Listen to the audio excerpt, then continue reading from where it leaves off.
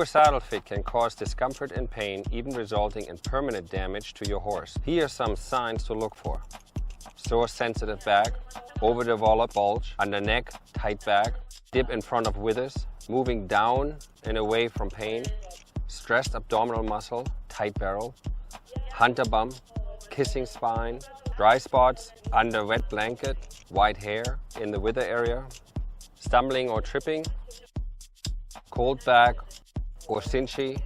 Does he pin ears, rolls eyes or switch tail when saddling?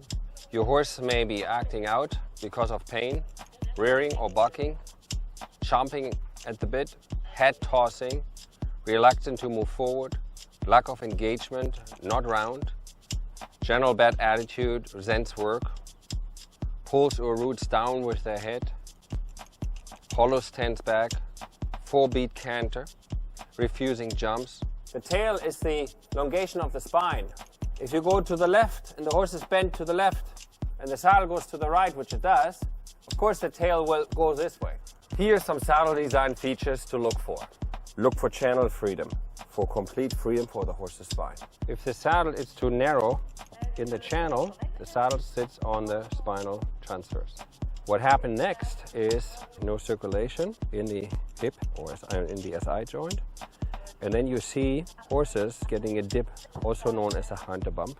You want to make sure the saddle stays straight. If the saddle falls or twists and sits on top, the stress will follow his spine and will then create quite a bit of a discomfort. Inside every saddle is the saddle tree. The tree can be adjusted in the tree width from narrow tree width, medium, wide, and in the tree angle from a wide angle to a narrow angle. Underneath every saddle tree is a gullet plate. The angle of the shoulder needs to match the angle of the tree. If the shoulder comes back, the shoulder slides through.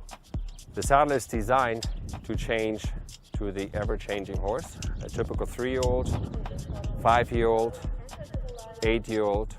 The horse is put on pasture, the horse has a fall. The rise and fall of the withers and the width change in the tree is fully adjustable in these saddles. If the tree points face forward and the shoulder goes back, this would really hit the horse and would damage the cartilage.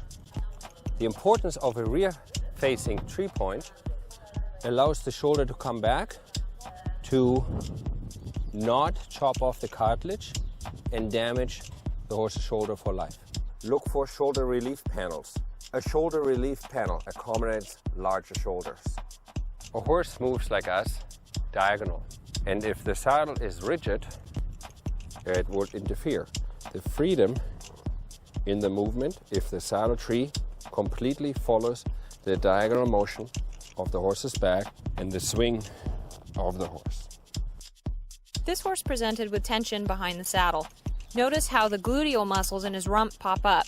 He also has a ridge of tight muscles directly behind the back panels of the saddle. To avoid discomfort, he is effectively dropping his spine down, dropping his hip, and tensing up through his muscles. He is almost what we would call disjointed between the front end and the back end, and it's much harder for the rider to sit. The white spot on the withers is a thermographic image revealing heat and inflammation caused by pressure points from a pinching saddle. Now that this horse is in a correctly fitting saddle, you can see that he actually has spring in his lumbars. He has stopped dropping his hip down and is traveling straighter and more balanced.